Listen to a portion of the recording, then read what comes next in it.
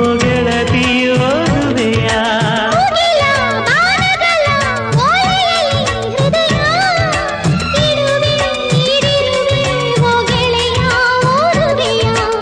ಈ ಬೆಳ್ಳನೆ ಓಲೆಯ ಹೇಗೆ ನಾವು ಓದಲೇ ಇದು ಓದು ಓಲೆಯಲ್ಲ ಬರೆದುಕೋ ನನ್ನ ಜೀವನದಲ್ಲಿ ಎತ್ತುಕೋ ನಿನ್ನ ಮನದ ಮನೆಗೆ ತಂದುಕೋ ಈ ಕಂಕಣ ಬಾಗಿಲ ಬಾದರೆಯುವೆ ಬಂದು ನೀ